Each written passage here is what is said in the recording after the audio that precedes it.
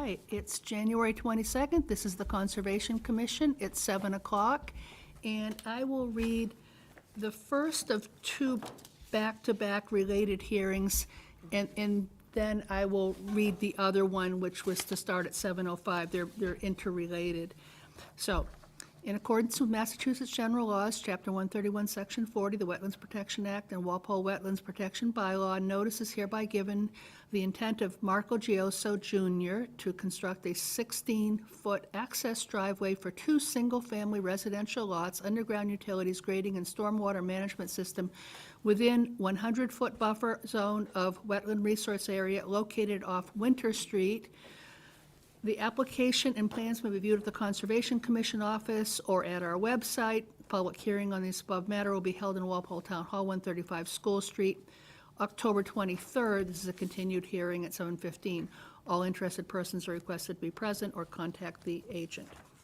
And then the second interrelated one that's also continued is, in accordance with Walpole Stormwater Management Bylaw, General Bylaws, is hereby given the intent of Marco Gioso Jr. to construct an access driveway and two single-family houses and utilities and grading equally over 40,000 square feet of disturbance located at Winter Estate subdivision. The application and plans will be viewed at the Conservation Commission office or at our website. Public hearing the above matter was held at Walpole Town Hall, December 11th. This is continued. All interested persons are requested to be present. So those are sort of the two intertwined hearings, and who is representing this? I am. My name is John Glassa, Glassa Engineering, 46 East Street in East Walpole, and so if I may,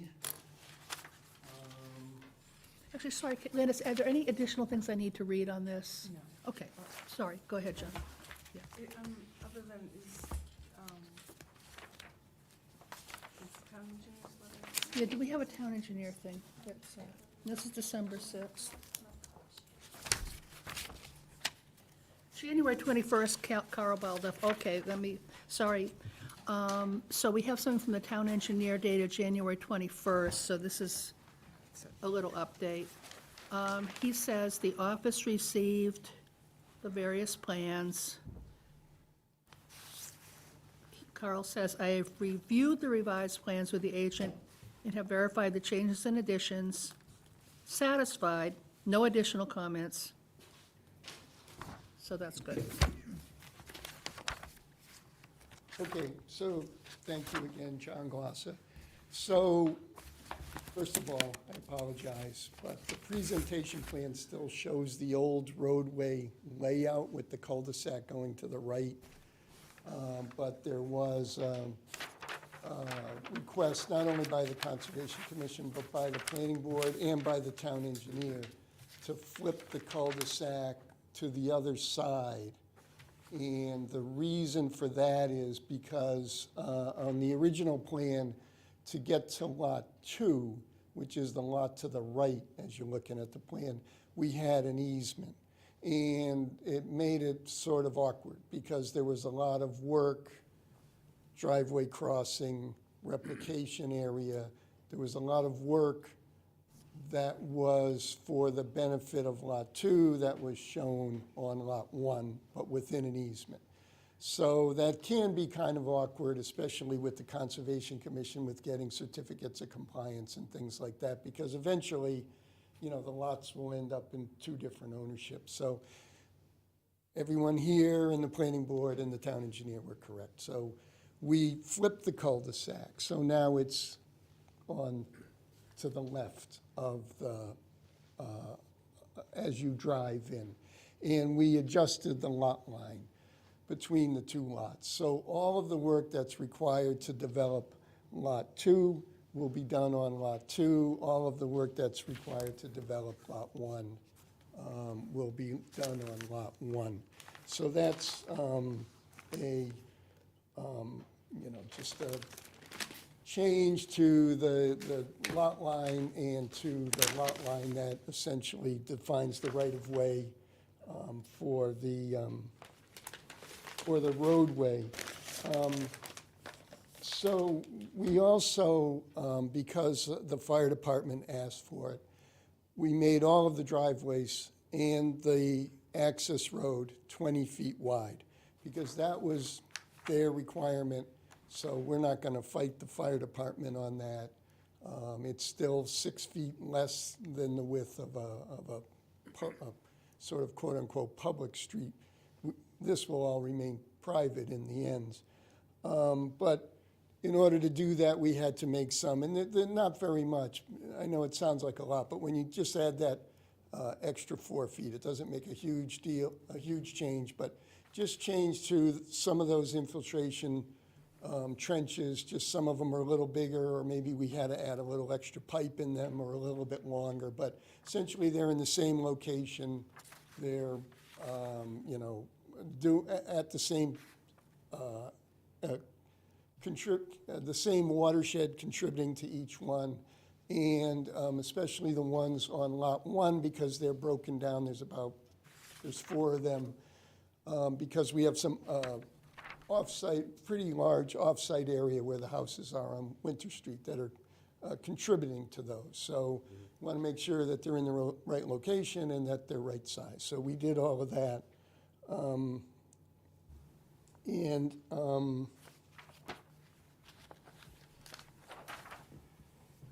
So we had talked about this. I'm just going to switch this, and you can see that on that plan, but on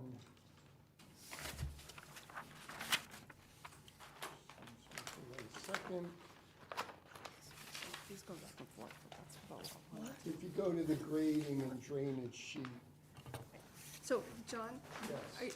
is your intent to sort of talk about the subdivision changes first, and then we'll go into lot 1 and 2? Yeah, or- so these are the subdivisions. Okay, okay. So I should not read this yet? Yeah, no, Okay. as long as he's talking about the subdivision changes, you can just hold on to it. So just look at sheet 4, which is the grading and drainage. And we had talked about this at the prior meeting, and that was that we had shown the drainage basin essentially, or the grading needed to create the drainage basin. This is the above-ground basin that will mitigate the flows from the access driveway, from the single access driveway. We had shown it less than 25 feet from the wetlands, and I think in the end, we decided that because the neighbor, Tim Fairchild here, was kind of concerned because it was also up closer to his property line that, actually, I think we had moved it to 25 feet. So we moved it down 10 feet, so it's no closer. And this is the grading, not necessarily where the water is going to be held, just the grading around it to create sort of the berm. Is going to be 15 feet from the nearest wetland flags.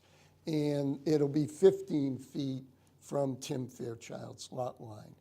And the other thing we did, so you can see, because we were a little concerned about when we move it, what's going to happen with our soil evaluations, but you can see we're actually right over now the 2 test pits that we did. And this location, the whole area is Hinckley soil, which is hydrologic group A, but the test pits don't really bear that out everywhere. Some places the soil is a little bit more fines, a little bit more silt than you would actually want to, that you would actually usually see in a hydrologic group A soil. We actually use some fairly slow infiltration rates to design our mitigation areas.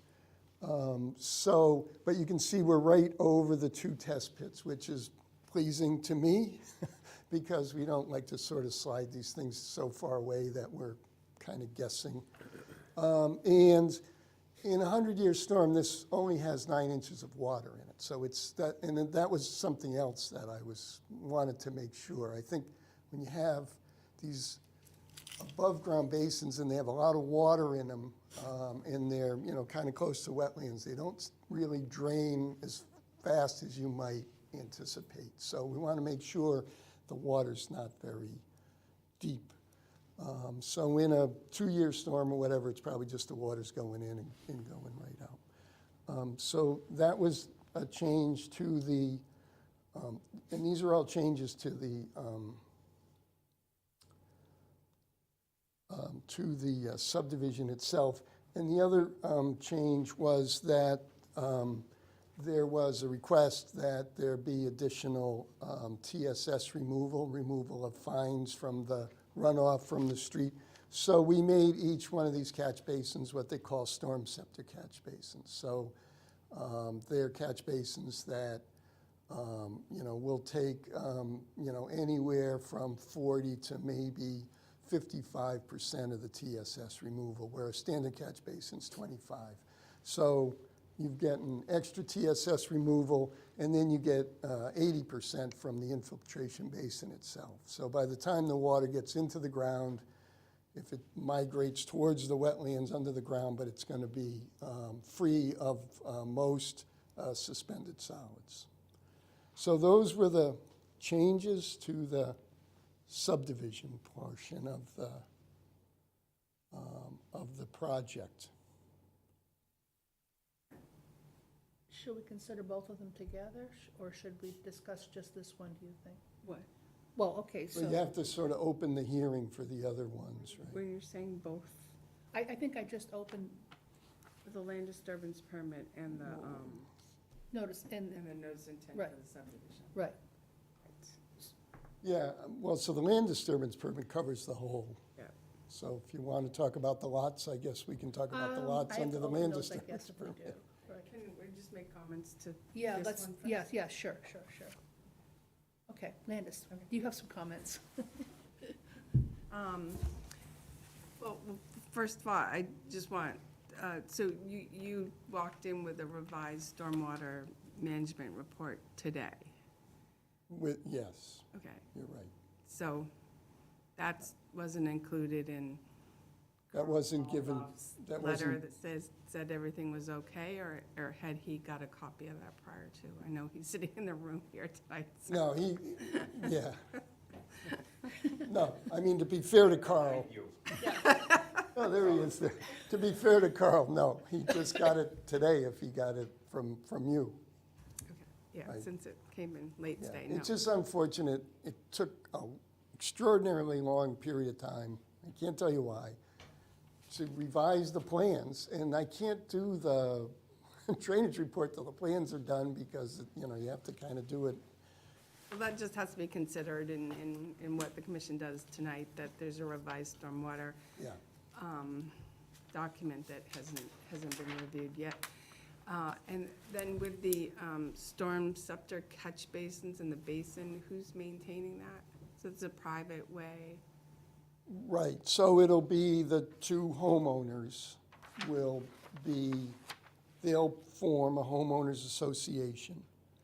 And then they will be the ones who will be responsible to maintain the street and the drainage system. And that's even with a public street, that's kind of, say, other than the catch basins and the manholes, but the on-site mitigation systems are handled through homeowners associations. Sometimes it's just individual lot owner. So that infiltration basin, I believe, is on lot 2. Is it on lot 2? It's on lot 2, that's correct. Okay. That's all that's all the only other thing I was gonna add, I added in my comments, is to have no alteration plaques, at locations around the basin. Okay. Those may or may not be shown on the individual lot plans, but I'll make sure that all of those things. I know you had a number of, when we get to the lots, a number of Yeah, I think comments. there was, so for the basin, it was a plaque near lot 12, 10, 8A, and 7, which are kind of where the turns are. So it would be at the toe of the grading, the outside grading. Okay.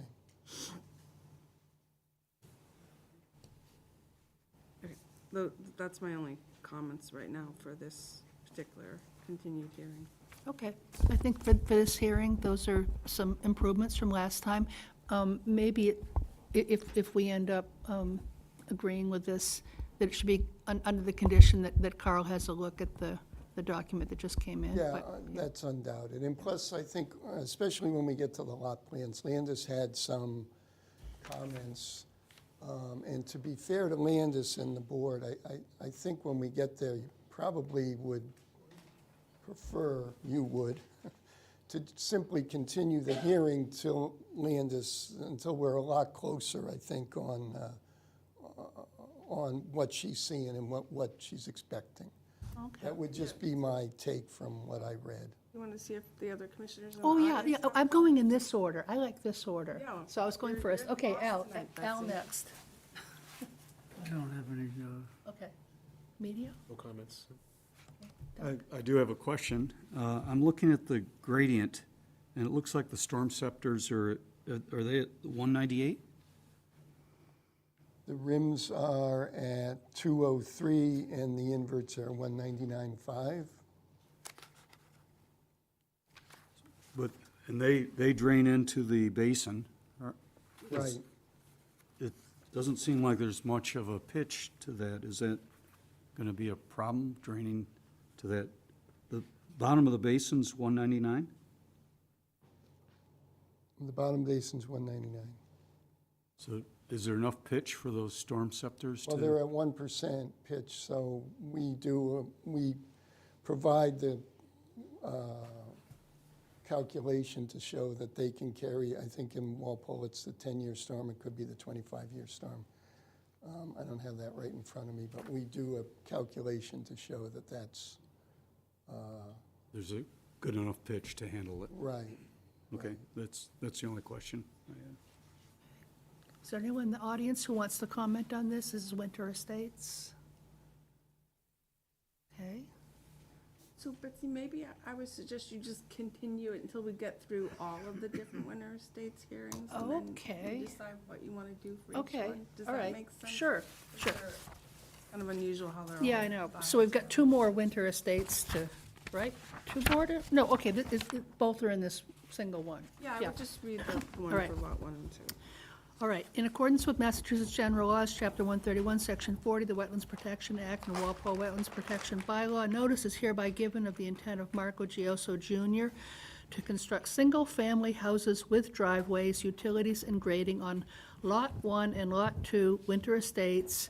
The activity proposes to fill 1,996 square feet of wetlands on Lot 1 and 1,368 square feet of wetlands on Lot 2, the work within the 100-foot buffer zone. The application for each lot and plans may be viewed at the Conservation Commission office or at our website. Public hearing on the above matter was held 135 School Street on December 11th. This is a continuation. All interested persons are requested to be present. So, you want to continue with that? Yes, thank you. So again, John Glossa. So this is now the boundary of Lot 1. Gosh, were there This things is, that we Lot didn't 2 is here. So the boundary of Lot 1 here. These are the wetlands here, and the crossing, so right behind, so it should say Lot 1 in the title box, right? Because there's two that look very similar to Okay, each okay. other.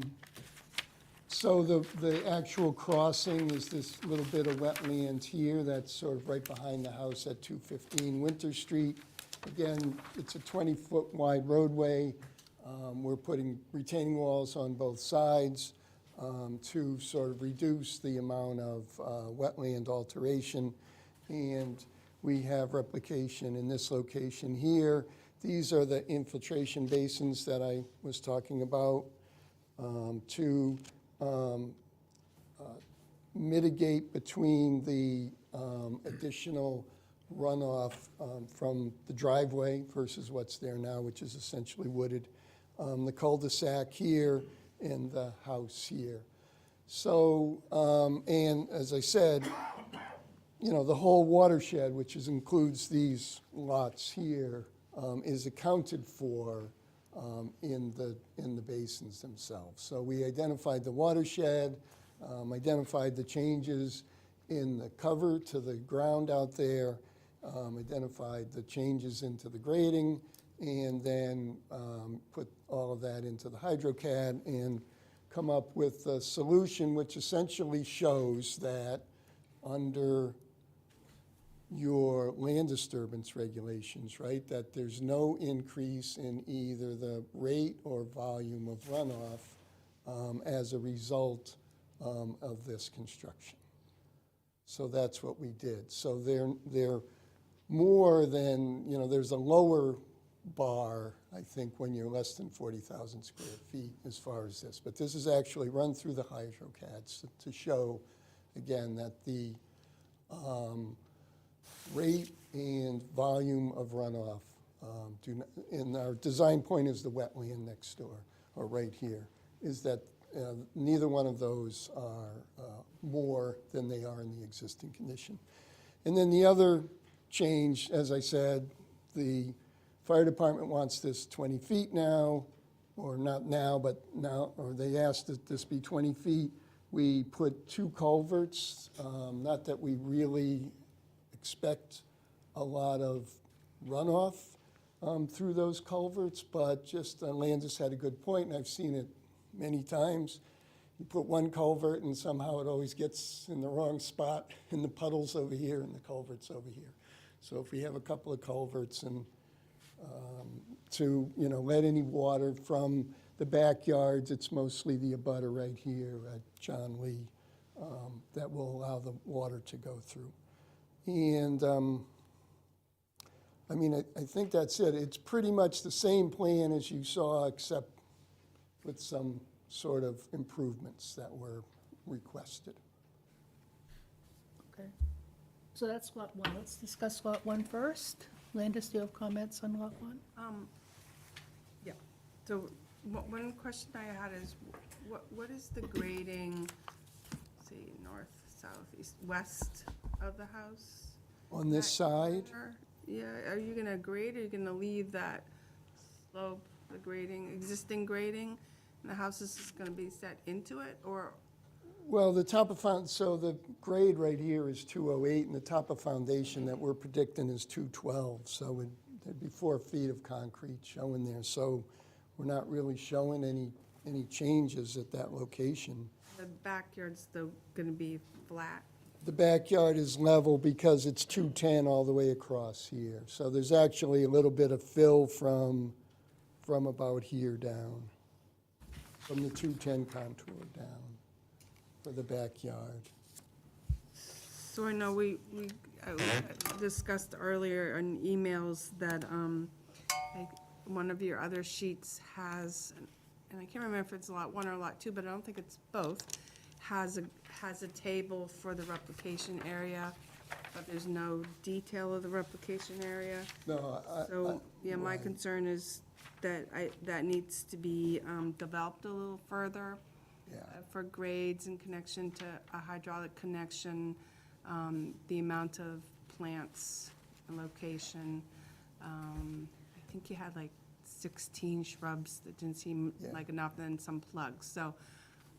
No, I agree with you 100%, Landis. Usually what we do, and why we didn't do it, I can't tell you why we didn't do it, but we usually take that and we blow it up on off to Exactly. the side or on Yeah. another sheet and show like where all the plants are gonna go and all Like that. clumps of 3 on Yeah. 10 feet by 10 feet, so Yeah. it's quite, I looked at, other replication areas we have in town that are doing quite well, Summer Street and Union Street, and it's almost double what you're suggesting, so, and there's no trees, and I don't know why there's no trees, why you're not proposing any trees. Okay, all right, so that needs to be reworked, for both lots. My comments are very similar, I think almost the same for both lots. I like the 2 12-inch RCP pipes, just if one gets clogged, at least there's another one, so that you're not causing a flooding problem for the butters, hopefully not. And then, once you have a little more robust replication area, I just would recommend a condition that it be staked out, and if we have to move it here and there, that I'd be out there in the field to see where the replication Yeah. area is gonna be staked. And then monitoring reports, and, so the infiltration trenches, will the maintenance of that be in the deed? Will there be some reference to those in the deed for these lots? So it can be in the deed through an ongoing condition, or if you would like it separately to be in the deed, it can also. It should be in the deed, just because, people buy these properties, and I know it's in the family now, but, No, people no. don't live forever, and they may not know what they are, so I think it should be in the deed of what they are. So, to me, for both Lot 1 and 2, and the land disturbance permit, which I asked for like an overall plan for all the stormwater management, erosion control requirements for the land disturbance permit to be put on one sheet, that I'm not recommending that hearings be closed tonight. I thought we were kind of close, but also we have a stormwater report that no one's looked at. But I still think we should go through Lot 2 as well, just to see. I mean, I think Yeah. we're really close. I just think you have some Right, stuff but I I'd think rather there have should ahead of be, time. we usually have another sheet that's just strictly the construction period plan that Yeah. shows all of the different things that, Yeah, and you it's have in them the kind of scattered subdivision. here and there, but not. yeah, it's on the subdivision plan, but for some reason, it's not on the lot plans. And they're a little bit more complicated than, just putting in a house that's, within a 100-foot buffer. There's a lot of stuff going on because we're trying to make sure that we're meeting the land disturbance permit requirements.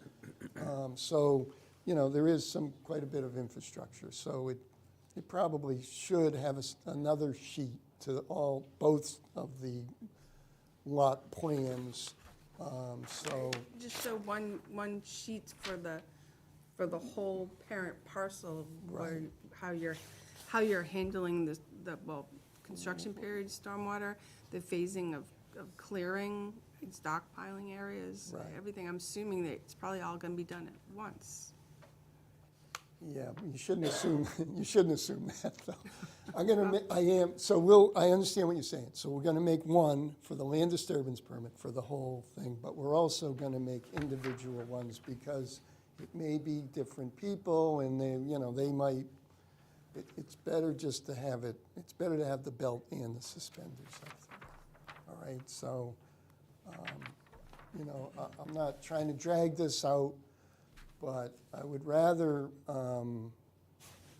have it as perfect as possible so that we don't have to Agreed.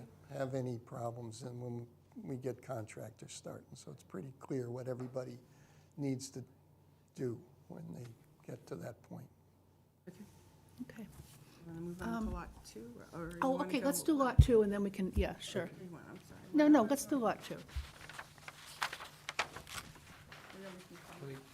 Oh, and then we'll comment on lots 1 and 2 together, or what do you think, Emilio? I just had, I don't know if you want to, I had questions here, but if you Oh, want. okay, all right, let's do Lot 1 right now, because I have a comment and a question. Let's go ahead and do Lot 1. All right, so, and this will probably pertain to Lot 2 as well. So, there are quite a lot of infiltration basins, including going all the way around where you might expect the lawn to be. Are there going to be stipulations about not planting trees on those? Or is that not an issue with those trenches? I don't mean basins, trenches. Well, first of all, so you're not going to see like stone on the ground. No. It's a little bit of a swale like Yeah. this. There's a little detail of it that is, essentially a loam, a sandy loam, and, grass cover to let the water in. There are also catch basins, right, that are plastic covers which will let the water directly into there's pipes in each one of these directly into the pipes. Yeah, you're right, we should put some sort of a note in the O&M or even on the plan as well that any trees should be set back 10 feet from these devices. And I agree with Landis that the quality of the replication areas should be excellent, because I think the size of them is a little undersized for the amount of filling that you're doing of wetlands. It's not quite the ratio that we usually require. But anyway, I'm making them as good as you possibly can with more plantings and Yeah, okay.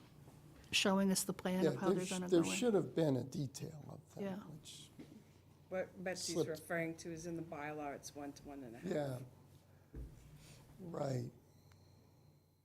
Well, I can speak with Landis. When we get to it, Landis and I can speak about that, about why they're closer to 1 to 1 than the 1 to 1.5. Unless you want to speak about it now. Go ahead and tell us now. Well, because Landis and I, Mary, I understood, we met at the site, and I thought you wanted to, originally we had them more like 2 to 1, but I thought you wanted to have them 1 to 1, because it takes a lot of disturbance of the upland to make the wetlands, so you kind of don't always get a lot of bang for your buck, because you're making a big mess to make an alteration or a replication area. So we narrowed them down, but it's not because there isn't enough room here to do it. If you want them 1.5 to 1, that's, No, I think I agree. I heard that explanation too. I just wanted everyone else to I hear mean, what the logic was. sometimes, when you go out there and you're cutting down trees that are this big to replicate for something that's where there was no tree taken down. I don't think either one of these actually have any trees in the way when the driveways. I know this one doesn't. The other one might, but there really isn't a sort of a big, heavy presence of trees in this location. So, Okay, so the next time we'll see a replication plan with maybe twice the number of plantings. yeah, Yeah. right. Okay. You're going to see a better detail of it. We're going to take this and probably blow it up to 10 scale or maybe even 5 scale and show exactly where everything's going to go and exactly what the grades are going to be all around and make sure it works right. Okay, thank you. Al? Okay, I've got a question here. You have infiltration trench 2, 3, and 4 that look similar, but the one up around the house, on the drawing, it looks like something different. What's the difference, and how are they going to function? No, they all function the same. You mean, why does it look different? I think it just looks different It's different because, on the plan. Yeah. I think it just looks different because the pipes are a little bit wider. I'm not really sure why they all kind of look a little bit different. But they're all constructed the same, if you look at the details. So they're all essentially digging a trench, filling it with crushed stone, right, 3/4-inch crushed stone, placing high-density polyethylene pipes in there. The reason we put the pipes in there is for volume, right, because the stone, you only get 40% volume. So if you just fill it out with all stone, you're not getting a lot of volume. And then, as I said, there are risers on those pipes which rise up to the ground level where, it'll say on here how many, they're probably spaced every 50 feet. And the ground will be dished down a little bit, like 6 inches or so. So any water that's traveling across is going to get trapped in that dish and flow towards those catch basins or towards those grates on the surface of the ground. The water will also penetrate through the ground itself to get into the stone, but we don't want to rely 100% on that. So we add, 3, 4, 5, whatever it is shown on the plan, inlet grates. Okay. That answers my question. Okay. Okay, Emilio? So the pipes in the trench serve what purpose? What do they do, the pipes? The pipes create volume to hold water, Okay. right? Because what's happening is, it certainly rains, right, a lot faster than the water, the storm water, can infiltrate into the ground. So we have to sort of create a reservoir to hold on to it while it's, Are they perforated pipes? That's a good question. I think they are perforated pipes, So yeah. the water leaches Yeah, into but it- them and, Yeah, yeah, yeah. Right, so they're creating volume though, right? Because if you just filled it in with stone, yeah, the stone's only, the volume, the area between the stones is only 40%. So you Okay. buy a lot of stone to create not a lot of volume. so the pipes hold water. So they'll hold the water, right? So it's all, like I said, in each one of these, it's not like we just look at the whole, Carl will let you know, but it's not like we just look at the whole thing and just do, we break it down into the watersheds to each one of these, right? All the way up to Winter Street. And then we analyze, what's going to happen. How high are they gonna rise up as the water's coming in and as it's infiltrating out into the ground. So they fill up to an elevation, and then we look at the 4 storms that we're required to look at by your regulation, right? 2, 10, 25, and 100. And as I said, there's a lot of infrastructure here, but there's no increase in rate or volume to the wetlands. And we don't lower it so much that the wetlands are gonna kind of dry up either, so we try to keep everything about balanced as best we can. Are the roof drains connected to that, or they? So we don't, that's why we did it this way, because what happens is right now, we don't know exactly the size of the house and the orientation of the house. So no matter how that house gets built here, everything is graded towards those infiltration basins. So not that I don't like to come here, but hopefully I don't have to come back with a revised plan and say, oh, we're doing this, and now I gotta have a Coltech over here and a dry well over there. So this is just sort of one-stop shopping is. That will accommodate the roof drains down. Yeah, all of the impervious area is accommodated here. Okay, all right, that's all I got. All right, thanks. Doug? No other questions? Okay, are there questions from the audience about this? I have one Okay, sure. thing here. It does show on the plan that the pipes in the infiltration trenches is 10-inch ones, 12-inch ones, and 18-inch ones, and they're perforated, so we know they're perforated. And then it describes the plastic pipe. Okay. That's all right. Okay. So, That's the water out. yep. On to lot 2? Sure.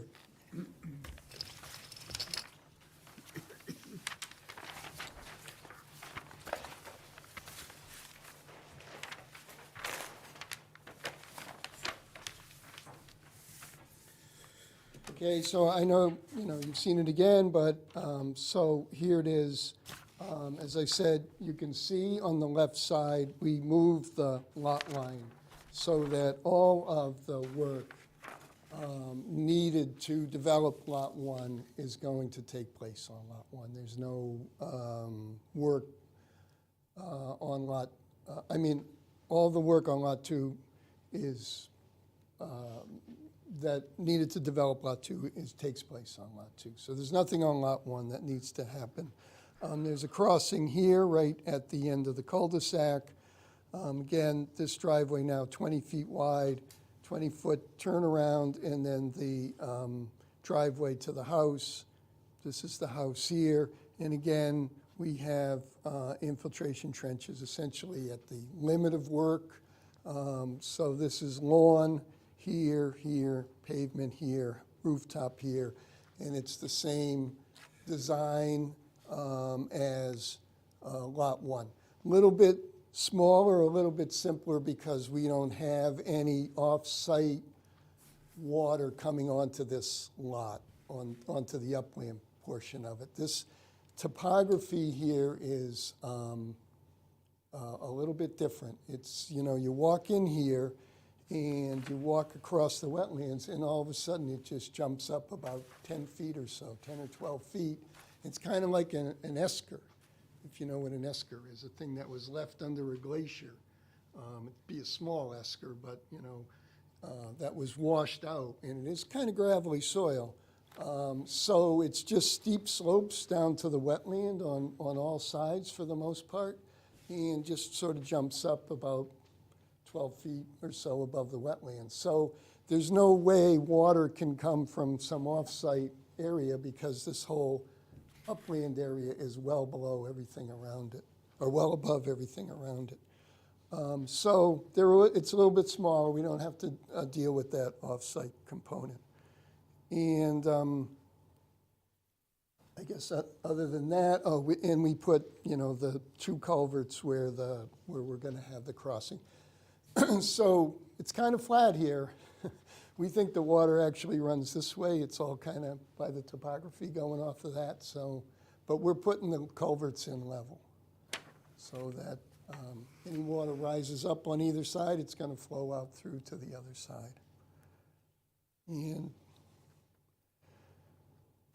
I think other than that, it's the same as Lot 1, a little less complicated. But it has the same comments, and I agree with them. They should be better plan for the replication and a construction period plan that will identify all the things that need to be done. Okay, comments, Landis? Yeah, so on both lots, you have one, what I would call a crossing on lot 2, where you're crossing the wetlands to get to the upland portion. And on the other lot, you have a wetlands fill, which is you're filling the tip of a wetland, so you're not dividing two wetlands. So in my reading of both those plans, you're still under 5,000 square feet of fill for the two Right. wetlands fills. We're still And under you're- 5,000. So I think the commission can vote that because they're under 5,000 square feet for the two crossings. Well, one's a crossing, one's a wetlands fill. I know there was a question before about if it was two crossings or could he have two limited projects? But I think it is slightly different. So I think it's allowable. It's certainly at the discretion of the commission to vote. I think one's a limited project and one's a discretional filled by the commission. And the other thing I want to bring up is just, especially on this particular lot, you have lots of walls. So I know some of the walls are quite high, so I think the commission would require, and it's a requirement, obviously, to have a structural engineer do a plan for the walls because they're Okay. over 4 feet, right? So that would be submitted to the commission. And Okay. I think the detail you have is an Allen block wall. So if that changes, you would have to submit to the commission that Yeah. goes from Allen block to a rock wall or something like that.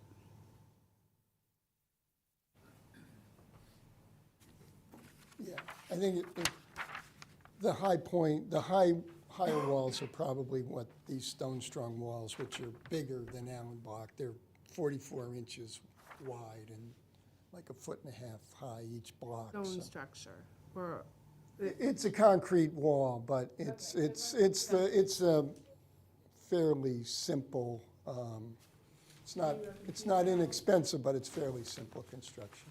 you have the Allen block wall, I think is what your detail shows. Yeah.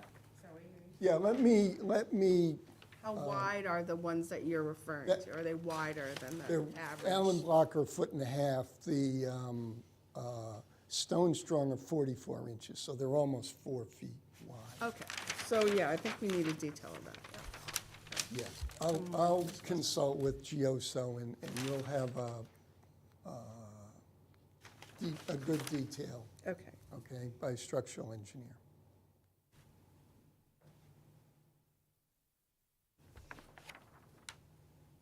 And then my comments are the same as lot 2 that I already discussed, so. Yep. My comment is the same about the replication area, and I agree that we like to see details of walls, especially if you're using different materials. Al?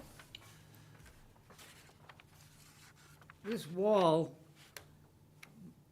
in places, is more than 3 feet.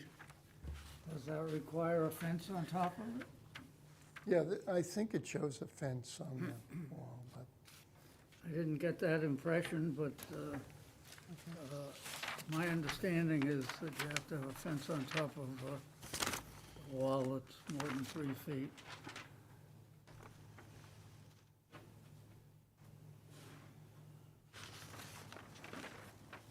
aside from that, I don't have any other questions. Emilio?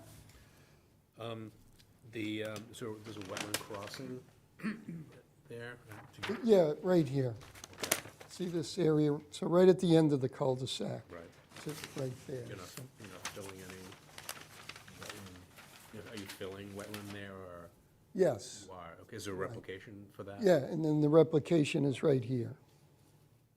So Okay. filling right here, the numbers should be on. 900 and something. It's under not, 1,000. it's not.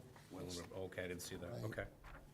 I mean, it's not huge. We use the walls to reduce the amount of fill. If we used, 2-to-1 side slopes, it'd obviously be a lot more fill, so. Okay, all right, that's all I got. Okay, Doug? No questions. Okay, anyone from the audience want to comment on Lot 2? All right. So if we can, you'd like to continue? Yeah, I think you should just vote to continue all of them, and Okay. then we can make, I just want to make sure that, the plans are closer to your expectations, because I think right now they're too far lacking in the things we just talked about. Those things should be on the plans, and you should have a chance to look at them before you vote. All right, is that one continuance, or do we have to vote 4 different times? Well, I would suggest that you vote all 4 Okay. hearings at one particular time. Okay, so, and you'd like to continue to February 12th or February 26th or I'd say February 26th, the way think things that have would been be going. better. February 26th? The way things have been going. Okay. So can we put them on at 7 o'clock for all 4? All right, so would someone like to move to continue all 4 of these? So moved. Second. All right, all in yeah, all in favor? Aye. So just to be clear, if anyone's listening, so the hearings for Winter States subdivision, Lot 1 and Lot 2 Winter States and land disturbance permit, all will be continued to 7 o'clock on February 26th. All right, so,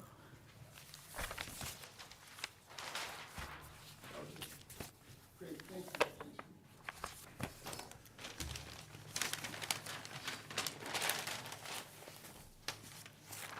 Pine Street. Yep.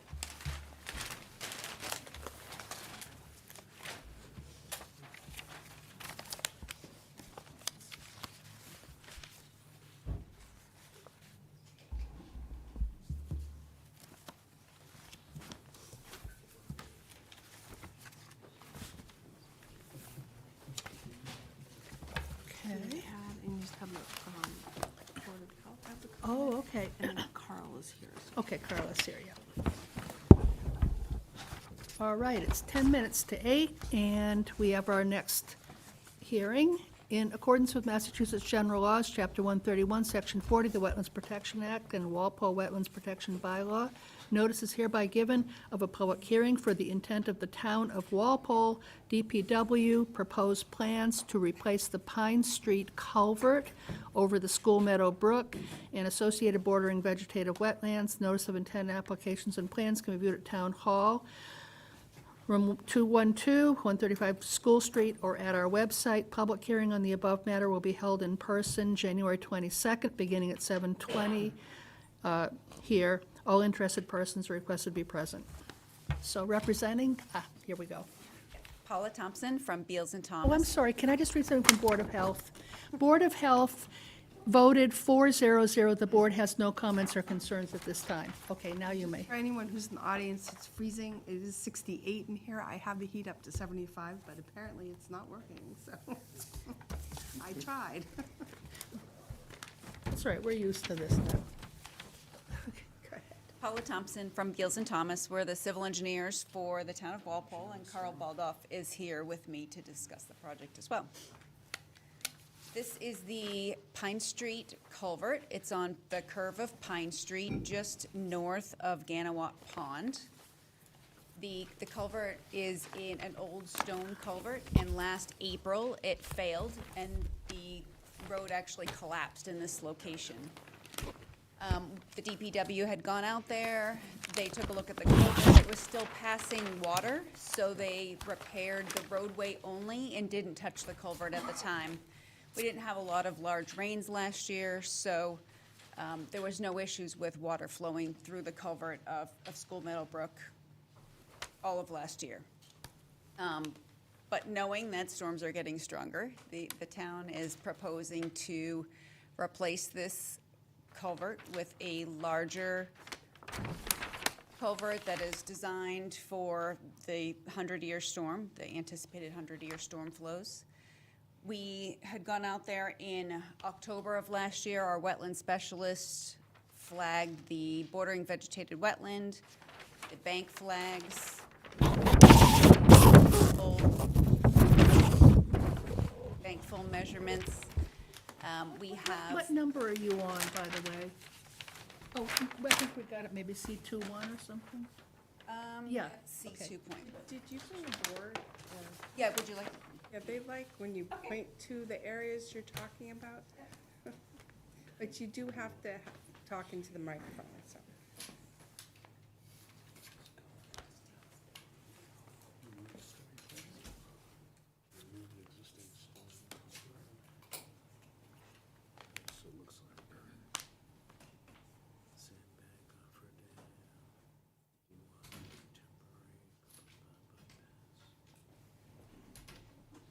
If you tell them what page you're on, they can follow, and we'll also try and put it up on the screen.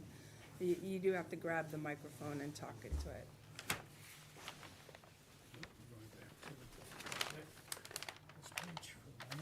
Yep.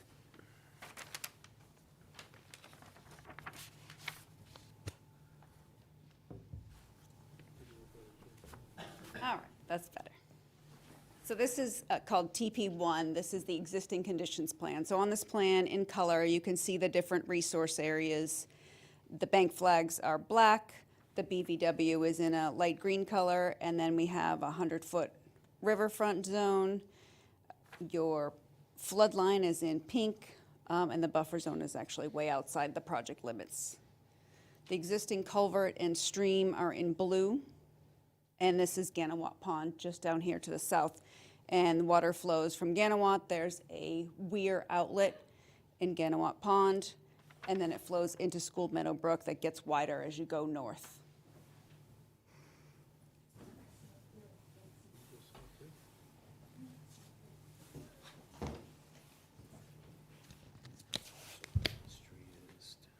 So the proposal is to install a new concrete culvert, 10 feet wide by 5 feet high with 2 feet buried. And in order to do that construction, we have the first plan as our site preparation plan. So on this plan, you'll see 2 rows of compost filter stock where we have flow, and then compost filter stock at our limit of work. We are going to install a cofferdam, sandbags, to dewater the whole area so that we can work in the dry.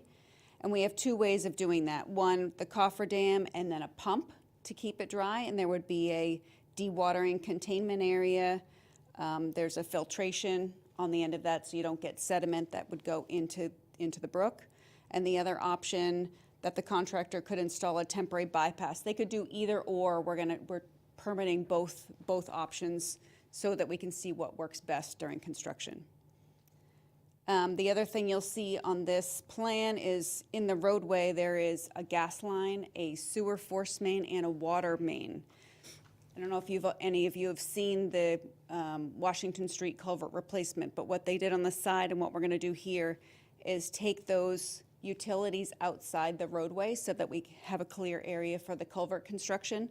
So we'll have, and some of this is over BVW, this is identified in our work area, a raised platform on either side made with concrete blocks and beams, and then the gas company would bring their gas line out of the roadway, the sewer force main, and then the water line on the north side of the road to make a clear area for construction. Also, site prep noted over here and continued on the next sheet that we will have a materials stockpile area at the existing town pump station. So the town has a pump station just to the east here. They have a gravel parking area, and we will install a sediment control barrier over there also, because that is also in the buffer zone. It was a good point that Landis had brought up when we met with her. All right. The next sheet that I have up here is C 7.1, and this kind of outlines all the resource area impacts. So this is going to be important if you decide to issue an order of conditions, which we hope you do. So this, on the left-hand side, this is all the temporary impacts. So it looks extensive, but a lot of this is bordering land subject to flooding, which is the whole area. So the whole area, we are not filling any bordering land subject to flooding. It's just temporary work that we have to work in that area. We have to take up pavement and use the area for construction. Land under waterways is this blue. There is bank that will be temporary impact on both the north and the south sides. And then this is all within the riverfront area. And then on the right side, you can see the permanent impacts. So the 5-foot wide existing culvert is technically land underwater. So that would be a permanent impact, even though we're making it wider. And then we have a little bit of BVW that we would be filling. So the BVW under existing conditions has been flagged at the limit of the pepper bush. Landis, I don't know if you've gone out to look at that, but there are a couple that go pretty far upslope. So there's a little bit of BVW that we'd be permanently impacting. And we're a small area of wetland replication, 2 times the size of what we're filling for the retaining wall, head wall to the culvert. And that would be restored with the in-place wetland soils and then a wetland seed mix.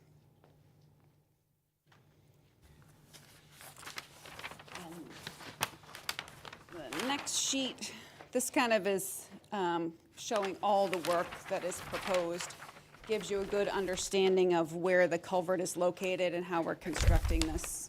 So this is 6.1. 6.1.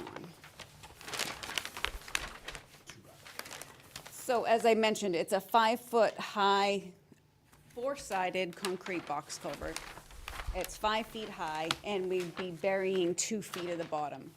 And one of the things you'll see on the plans is that we call for a substrate, and we have a geotechnical engineer that we're working with to determine exactly what that substrate is.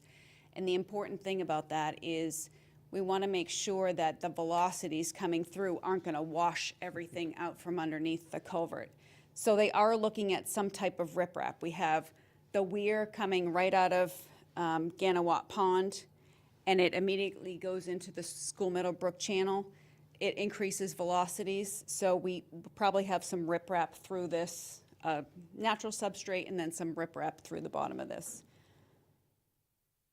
And then in here you can see the head walls and what we'll be repaving. On either side of the culvert, we'll also have riprap upstream and downstream to dissipate those velocities. And the last thing on this plan that you can see is currently on Pine Street, all of the stormwater runs to this low area and then just runs off the side of the road. So there's no treatment, no collection of the stormwater. So what we're planning to do is reconstruct the curb line along that northern side of Pine Street and then put in a new double grate catch basin with deep sump and hood to provide some TSS removal for the existing runoff from Pine Street. And then the final condition, everything gets restored. We bring the utilities back in the road. They will go over the top of the culvert and be insulated because there won't be a lot of material above the culvert to the top of the road. So those will all be insulated. And then the sides get restored. We're gonna do loam and seed with a conservation mix, and then the wet mix just in the wetland area, and then just riprap in the stream channel to prevent that velocity from scouring. You'll see in your packages, we've outlined all the different resource areas, the impacts, temporary and permanent, as well as a detail of how we're meeting each of the standards of the Wetlands Protection Act regulations. And happy to open it up to any questions. And the stream crossing standards? Stream crossing, yes, the most important thing. Thank you, Landis. So stream crossing standards, so the two main stream crossing standards are 1.2 times bank full width. So what we've done with bank full width is the upstream side of the School Meadow Brook is artificially narrowed due to a couple of concrete head walls that come out of the pond. So we mostly looked at the bank full width on the north side, the downstream side of School Meadow Brook, an average of 10 feet, so some a little bit wider, some a little bit narrower. To meet stream crossing standards, that would require a 12-foot wide opening, which throws you into the Mass DOT bridge standards. So in order to avoid creating a bridge and going through MassDOT, which has a lot of requirements for design and future maintenance, we've opted to go with a 10-foot wide culvert, so just shy of meeting the 1.2 times bank full width. It does meet the same width as the stream that was just installed downstream at Washington Street. The other stream crossing standard is called the openness ratio, and that is how open the culvert is and how much light it lets through. So it has to do with the width and how open it is inside. So we have a 10-foot by 3-foot opening, and it's about 33 feet from each side of the Pine Street. So that gives us an openness ratio of 0.83, which is just over the minimum standard.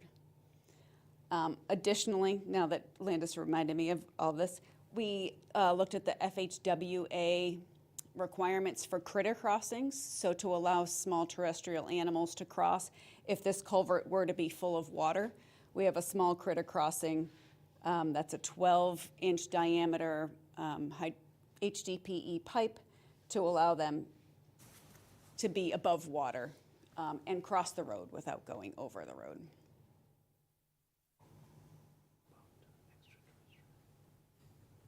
And I think that's it now, Landis. Okay, thank you. Landis, Thank you. comments? Yeah, so I've been pulled into the loop from the beginning, which has been helpful for me and helpful for them as well, I think.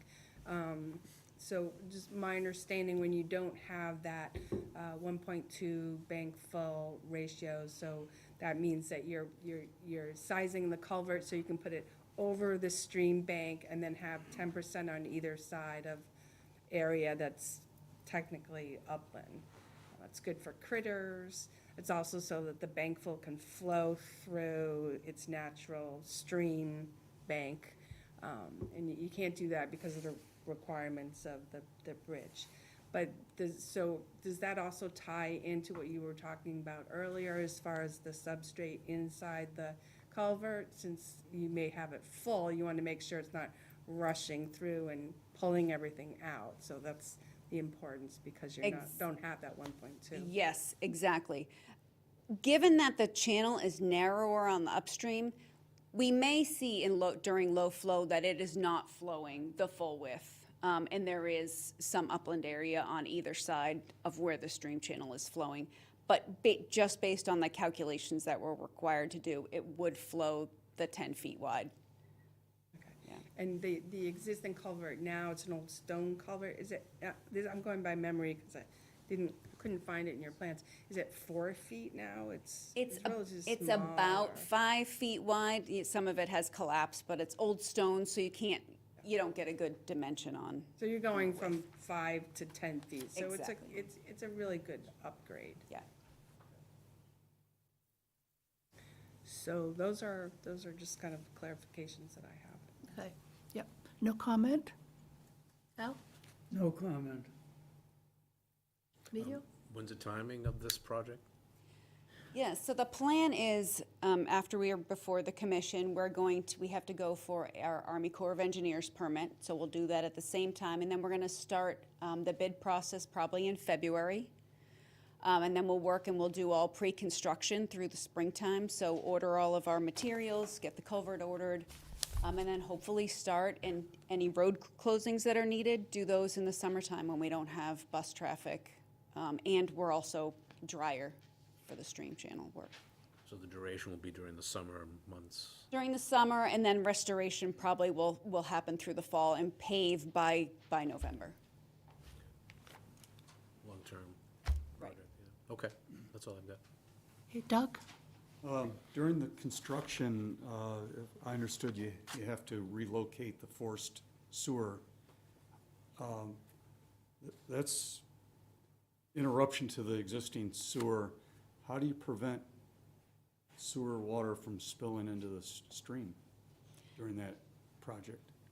So what we do with the sewer and the water is we install valves, and you can close the valves off. So the valves will be closed while we construct the bypass, and if there's any sewage, it's allowed to back up at the pump station where they have a wet well. They can store sewage, and if it came down to it, the town would go out and pump their own pump station, and it would be in a truck and go to the treatment plant that way. Okay. All right. That's it. Okay. Anyone in the audience want to comment on this, Pine Street? Yes. Come up and talk in the microphone and identify yourself. Hi.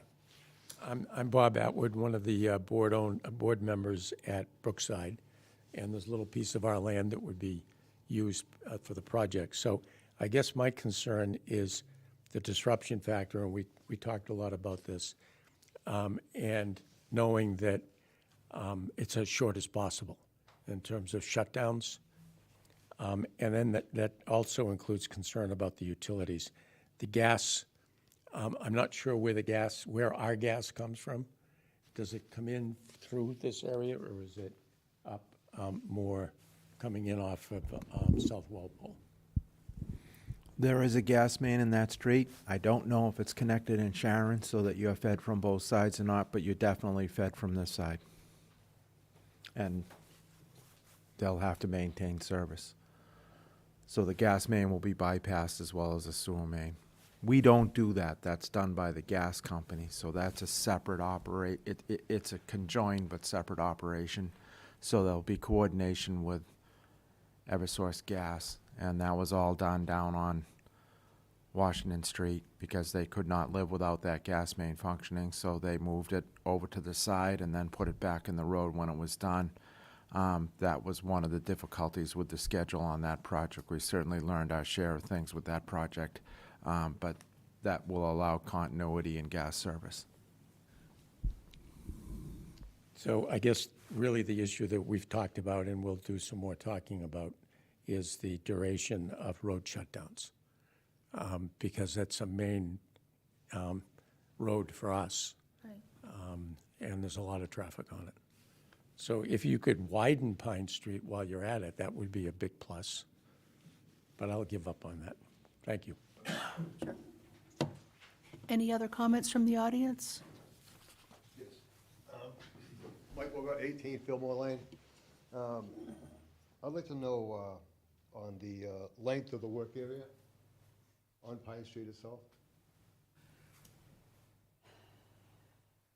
I'm gonna guess and say it's about 60 feet. About 60. Okay. And then as far as road closures. Hold the microphone up because the people on television. As far as road closures, there's a 95 overhead bridge going towards Sharon. Yeah. And there's an underpass. They both look like they're scheduled for some type of work. The overpass especially. I don't know when that's going to take place, but that would definitely, if there was a shutdown on Pine Street, you know, how would we get out of there? We'd be blocked in. Carl, it's two different jurisdictions, right? What happens on Route 95 versus what happens with this? You want to try to, So there is, well, yeah, more than two. So there's DOT in the town of Sharon and the town of Walpole. The bridges where 95 intersects with this rotor in Sharon But we do have communication from DOT when things go on. They will notify us when they're doing things on I-95 in the Walpole section. I have not heard of them scheduling any work over there. I don't know if Sharon has either, but we can look into that, because if they are planning something like that, that's obviously important and possibly colliding with our project. All right, So that's a good point. yeah, good point.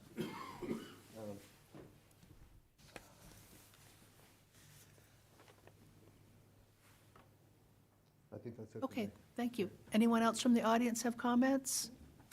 If you also make a comment, if you could just sign in, there's a sign-in Oh, yeah. sheet there, so that, appreciate that. So, moving to close the hearing, I think? I'm satisfied. Okay. I think that Beals and Thomas did an excellent job with the plans. They've really covered Yeah. everything, and the town engineer also been working well with me, so Yeah. I don't have any problems with. All right, would someone like to move to close the hearing? So moved. Second. Okay, all in favor? Aye. Okay, 400. All right. Did you have some conditions Yeah, there? we have standard conditions for large projects, like pre-construction hearings that I would put in, and standard conditions for application areas. Then just the site should be monitored daily and cleaned up at the end of the workday to prevent material from going in the river. Staging area shall be ringed with erosion control. Work shall be conducted during dry season and weather to the highest extent possible. Sediment shall not be discharged to the river to the highest extent possible, and I know they don't supposed to, but putting it in there anyways. A stockpile of erosion control shall be readily available and installed as required by site manager or conservation agent. And then I guess if there's any revised plans, the commission should get them. Okay. Anyone else have a suggestion, or shall we move to approve this? Someone like to make a motion? So moved.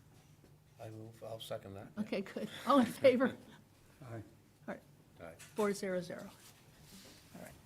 Once again, as owner, so to speak, for the town, I thank you. This is an important step in keeping this on schedule and moving forward. Thank you. Thank you. All right, so we have 397 Elm Street. Okey-doke.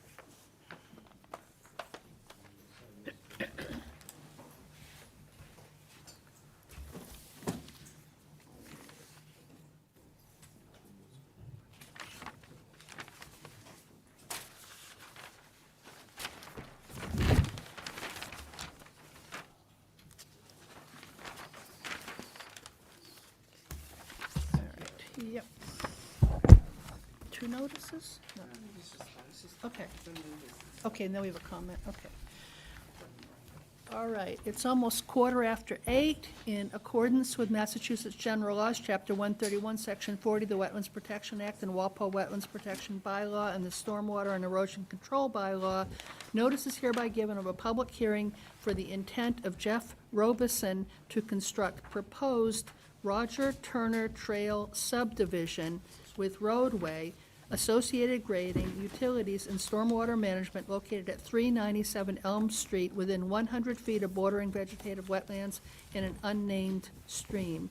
The applications and plans can be viewed at Town Hall or at our website. The public hearing on the above matter will be held in person January 22nd, beginning at 7:25 at Town Hall. All interested persons are requested to be present. Contact the agent if you have questions. We have a comment from the Board of Health. Board of Health voted 400. They have no additional comments. However, they would like to reiterate comments made at their January 7th meeting. Namely, they're not in favor of new construction within the wetlands, and has a longstanding stance on protecting the wetlands and water resources, as well as protecting residents from human vector-borne illnesses. If this project is approved, they're urging future homeowners to have standard best practices for mosquito mitigation, to work with Norfolk County Mosquito Control for spraying and standing water treatment, and to regularly clean gutters, provide proper grading of buffer zone areas, prevent low points that draw and hold water. They would like Board of Health would like adequate street lighting be provided for safety, And they remind you that you must submit septic construction plans and operation plans to the Board of Health. So who is representing the applicant? Good evening, Rick Goodrow with United Consultants. This evening, Jeff Robeson and Tom DePlacido, owners and applicants for this project. Project is located on the north side of Elm Street, just to the west of Turner Pond. Downing Street is located across the street as a cross-street reference for the commission members.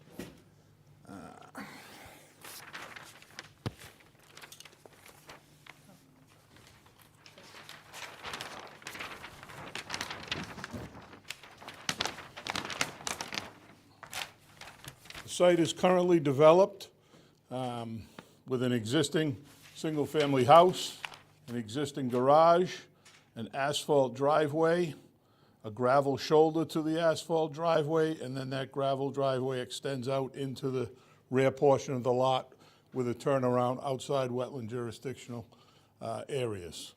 The house is serviced by a town water service, and there is a cesspool septic system located in the lawn area to the rear of the existing house. There's also an abandoned tennis court located down by the street and the brook area that feeds into Turner Pond. Our proposal is to demolish the existing house, the existing garage, driveway, utility service connections, and to construct a subdivision with 3 proposed houses. The houses will be serviced by a roadway. We've provided for a layout of the roadway to provide frontage and access. Actually, can you tell us what plan you're on, so we make sure we're, Sure, this is actually just a colored up sheet, but this would be sheet 4 okay. of the plan set. All right, so I'm going to the next page here.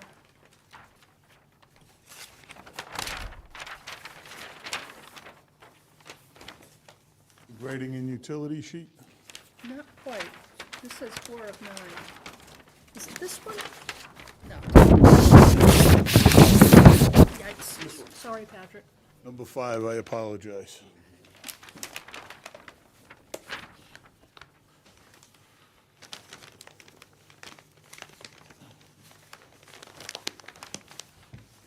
So sheet 5 shows the details of the project, project construction, if you will. So as I had mentioned, we have a roadway right-of-way laid out here. We have a paved portion within the roadway that would then be extended down with a common driveway, continuing with the driveway to service the 3 houses. We have provided 2 stormwater infiltration areas, which I've shown here in blue, for the roadway stormwater, which would be captured in 2 deep sump-hooded catch basins and directed to a manhole into a sediment forebay into infiltration basin number 1.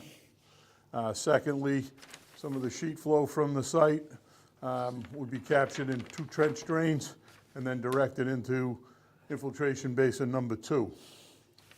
We've also shown 3 house footprints, which are preliminary. And what we've done is we've modeled the stormwater to include infiltration areas for each of those house footprints. The house in this lot, portion of it would be directed to the infiltration basin and some into an underground Cultec system. And then these 2 houses on those lots would be directed to an underground infiltration system. And we showed that so that we could get the stormwater calculations to a point where we could show compliance with the regulations from a rate and volume standpoint. What we anticipate is that as each house lot is going to be developed, that will come back in with separate permits, fine-tune the houses, the footprints, and the actual stormwater systems to accommodate the roof runoff. We do understand that those will be designed for a 100-year storm, but we did show that it could in fact be done. So I wanted to point that out. We have requested waivers from the planning board, one of which is a reduction in the roadway width. A second one is the offsetting of the roadway to the north side of the layout, and also an elimination of the cul-de-sac bulb. Those are all done to minimize the impacts to the 100-foot buffer zone and riverfront area in a riparian zone that's located in this area here with the green line, and then it transitions into the purple line where the inner riparian zone separates from the 100-foot buffer zone and riverfront area. This green line is basically the 100-foot from the river that is located on the opposite side of Elm Street from the site. So as I had mentioned, we provided those reductions to minimize impervious area within the riverfront areas and provide the stormwater to address the construction of the roadway and driveway for the site. So some highlights that I wanted to point out is that we are removing the house and driveway and the garage that were located within the riverfront area, as well as the water service and the cesspool septic system. We would be constructing 3 houses that would not be located in the riverfront area. We would be constructing 3 septic systems that would be outside wetland jurisdictional areas and in compliance with the Board of Health regulations of 150-foot setback to the wetlands. And we would be providing wells for each of the houses. We have provided a calculation on that sheet that we provided you, which shows that currently I should say, there's a total of 15,757 square feet of impervious area that's located on the site. And that would be the areas highlighted here in gray. With the proposed plan, we would have a reduction of the area within the riverfront area to basically the roadway and a portion of the driveway, which we've shown the roadway here. So that actually would result in approximately 3,611 square feet of asphalt impervious area within the riverfront area if this project went forward. And that would result in a reduction of about 77% of impervious area within the riverfront area from what currently exists. Additionally, these basins have been provided for capturing, as we mentioned, of the stormwater from the roadway and the site, and they've been designed to infiltrate that stormwater. So currently, the driveway and houses that exist out there do not provide any stormwater management or any infiltration. So we feel that there's a significant benefit of the reduction of the pavement and impervious area within the riverfront area, and the fact that we provided a compliant stormwater system that'll provide a significant amount of infiltration. We do acknowledge that there'll be some disturbance within the riverfront area for the grading to create the roadway. We would be planning to, after the grading operations took place, stabilize those areas by looming and providing plantings to improve those areas. We have had an opportunity to meet with Landis and the town engineer. We have had an opportunity to review Landis's letter. She did request in her review letter that we provide a stakeout in the field for this site that included the 100-foot riverfront area, the 200-foot riverfront area, as well as the extents of what was listed as previously disturbed, basically the red outline. The tennis court, that staking was completed. However, we did not stake out the tennis court as it's encapsulated with a fence. So it's pretty easy to see, and obviously the house and driveway areas are pretty easy to see where they are. But we did, stake out where the gravel area and along this Toa slope and then this area here, so that a site walk could be conducted. And I did say that it's easy to see, unfortunately not right now with the snow cover. It is not easy to see. So, I think we've hit on all the points. We feel that this is an improvement to the site with the reduction of the impervious area and the stormwater system that will provide for TSS removal, as well as a significant increase in infiltration. Be happy to answer any questions that the commission or the audience may have. Thank you. Okay, Landis, do you want to start? Sure.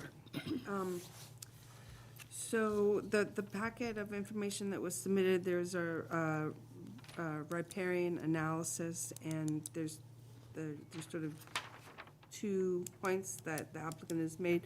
One, they made a point that they thought that the riverfront area was insignificant to the interest of the act because of its location.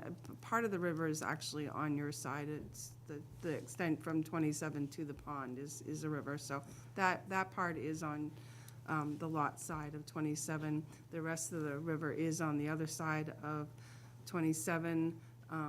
So they had several different points that they were disputing that the riverfront area was not significant. I would recommend the commission not accept that. I do think it's still significant, even though the riverfront area is across 27, and it still provides benefits to the interest of the act. Then the second one was that they outline areas that they considered to be degraded riverfront area, which was the colored plan that I think Al's looking at now. And if you can you flip it over to that plan? So the areas that are in gray or impervious, and they would most definitely classify as degraded riverfront area. They lack topsoil. So either areas lack topsoil or the historic landfills, junkyards. The commission is pretty familiar with degraded riverfront area because we had another project that we permitted and we looked at it quite thoroughly. So my suggestion, since there was some areas outside the impervious area that they're calling a degraded riverfront area, that they stake it out. So I and any commissioners that want to can go out there and take a look at it, so we can just see their justifications for it being degraded riverfront area. Because you're using the square footage to kind of develop your site, which is perfectly understandable. There's also some areas that are blocked in red that are not degraded riverfront areas that they want to regrade in and then restore. So they're in restore square footage is quite large. I think it's like 28,000, if I remember correctly, plus or minus. So my suggestion was, okay, let's see a planting plan. Let's look at those areas. Are those areas with mature trees that are going to be cut down and regraded, and then what's going to be planted afterwards? It should be the similar quality of riverfront area that it is now. So I think those are the items. Unfortunately, we had the snow event and then the cold weather, so I couldn't go out there to see the staked area. So we'll have to do that when we can look at the ground a little better. So the main thing is a site visit to look at the degraded area, because if it changes, it may change your numbers a little bit of how things are situated. Carl and I did look at the stormwater management system. They have 2 basins and a series of trenches, or perhaps a swale to convey the water from the driveways down to the basin, and that all look good, well designed. So those are the main points that need to be worked on. Reason I don't think we can close the hearing. We have a little more information to go through. The other point, which I can let Betsy explain, that she brought up earlier today, is the demos. You don't really have a demo plan. So I don't know, you want to talk more about that, Betsy? Usually we have a demo plan. Sure. And I didn't think about that before, so you're going to be taking down the building and stuff like that, and there should be a plan showing what you're taking down, how you're managing the material from that process. Yeah. Sure. Yeah. We can certainly provide a demolition plan. Right, since you're doing it in that area. And it's a pretty complicated house to be taken down, I guess. But I was wondering about the outline in red here of your degraded, I mean, can you explain why it's such an odd shape and goes way off the pavement and house and tennis court area? The red outline? This red outline Well, the is, red outline up above is even Yeah. odder. It looks like a Yeah, flying so- bird. Wall, I think. that's the tennis court. Yeah, And then we have the asphalt driveway, garage, gravel area here. yeah. This is a filled slope that you'll be able to see Oh, okay. during the site walk that's had material pushed off of it. This is the extent of the 200-foot riverfront area. This curved line here. Okay, so that's why we have it to that point there. So, but is it degraded behind the house, or is it just like a lawn garden area? It's a lawn area. Yeah. It's, So it's not necessarily a degraded area.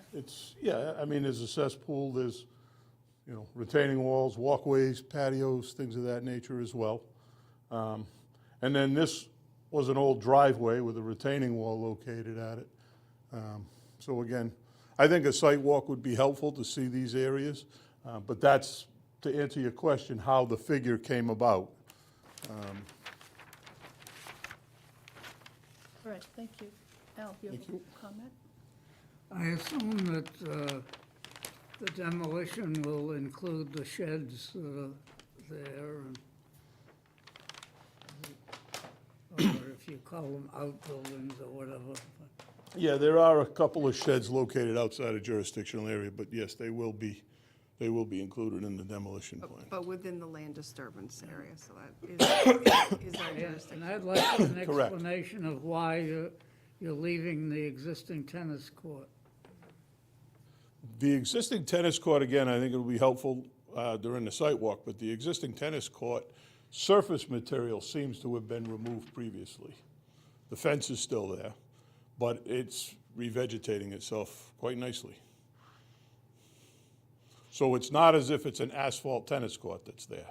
No? Okay. It's more of a gravel I material. don't think all the fencing has been removed. It has not. The fence is still there, that's correct. So is that going to be removed? We could certainly do that. Yes. Yeah, to me, that should be part of the demolition plan, is to remove that fencing, because I've seen cases where fencing wasn't removed and you're walking along and all of a sudden you get tripped up because part of it's sticking up out of the ground. Okay, so I want to see that fencing removed. I know there was fencing there.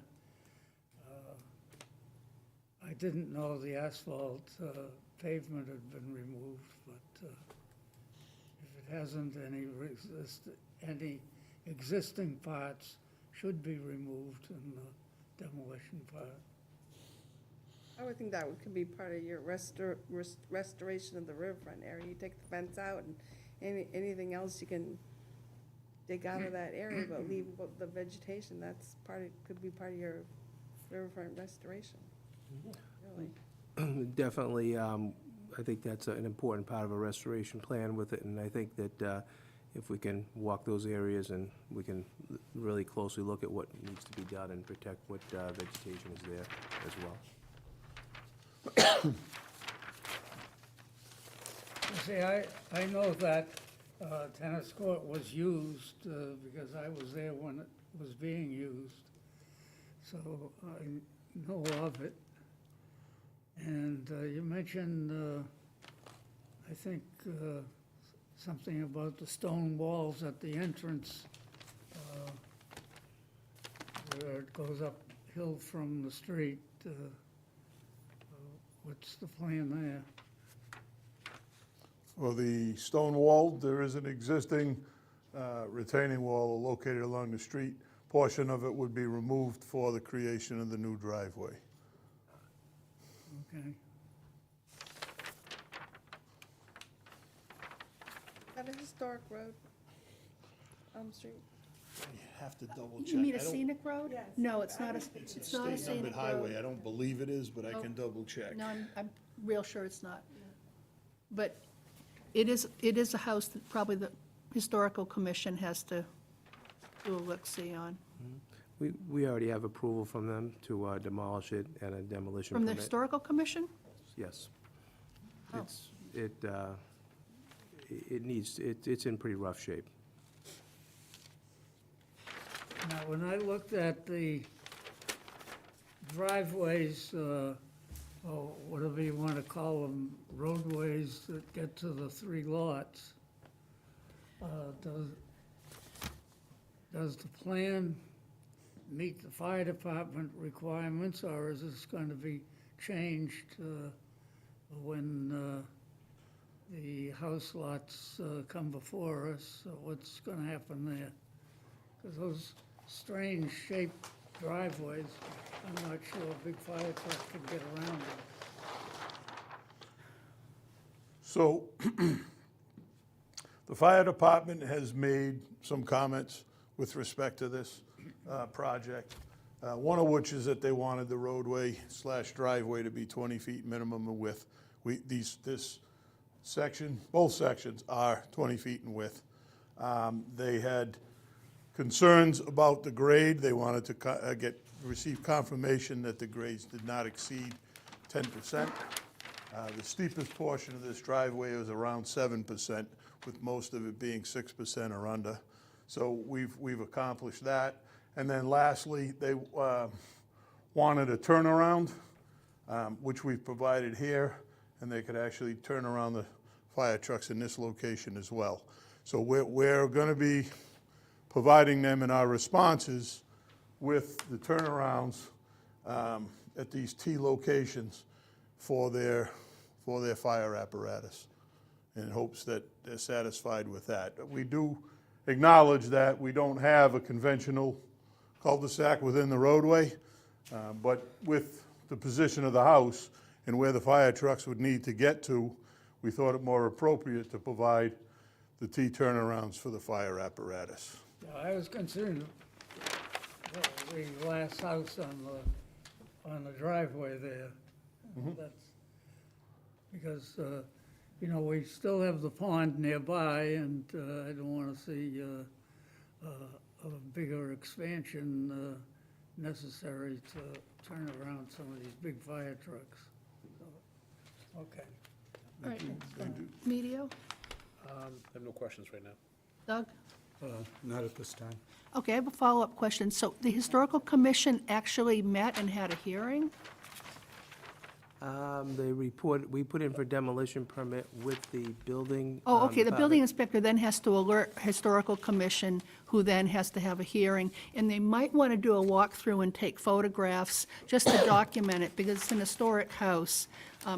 They did submit a letter to the building department. Yeah, but it has to go through Historical Commission. So the building department is your demolition permit, but, so the house was built in 1910, and it's the Roger Turner They house. did receive confirmation, I'll double check, from You the should from double the ch- Historical Commission, because we did need that as part of some So requirements they of actually closing. met and had a hearing? I don't know if they did or not, but there was correspondence to the building department on that with the demolition.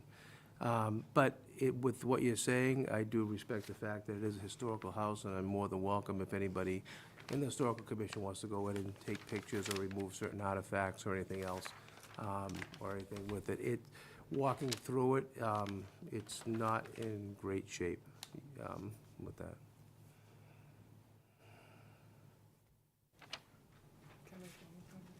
Oh, go ahead, yeah. Can you just explain how you are handling the water from the Elm Street School?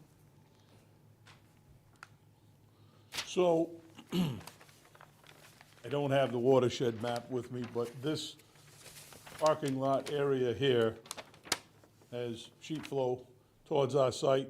There was a large riprap area created here with the swale here. A portion of this will be directed via sheet flow into the site, into the trench drain, and ultimately into this infiltration basin. So we'll actually be providing for infiltration of some of this existing parking lot that does not currently have any infiltration. Another portion of this parking lot will be directed to this riprap area as it is now, into this existing swale that comes onto our property. And then we've proposed the construction of a swale out to the rear portion of the property, to the town conservation land. So we have provided for that swale. We did talk, is it Monday? Tuesday. Monday was a holiday. I'm sorry, I'm confused this week. We did talk about adding a level spreader at the end of that to disperse the flow before it exited the site. But that's basically an overview of the two things that are happening with that parking lot water now. But they've kind of inherited, well, they've inherited stormwater from the Elm Street School. They really should have been handled on the Elm Street School, but it sheet flows onto their property, and they're gonna collect part of it and discharge it to conservation land. So, so when I go out there, do the site visit, I will go back out into that corner and just, if there's any way to slow it down. That was my main concern, just slow it down so there's no erosion occurring to the property. But they're aware of that. We'll work together to make sure that it's done in a way that's not gonna harm the conservation land. Just wanted you to be aware of that. Would anyone like to comment from the audience? Okay, so it sounds like a site visit, and you don't know when it's gonna be because of the weather, so I think the 26th of February would be a better date. We have a 6th of February meeting with the planning board. okay. So hopefully, we get some feedback from them, and that'll give us some time, hopefully, to get this weather to clear and get out there and do the site walk, which I think will be helpful. All right, so do we have anything on the 26th yet? Yep, you have continued the hearings for winter. Oh, winter gosh, state yes. Okay. At 7. Somebody 7:20? What do you think?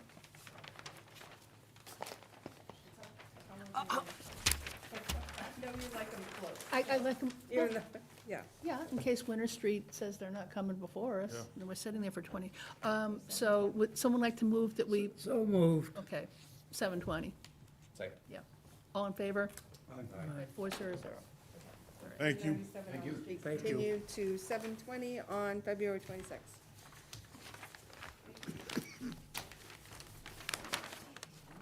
Move on.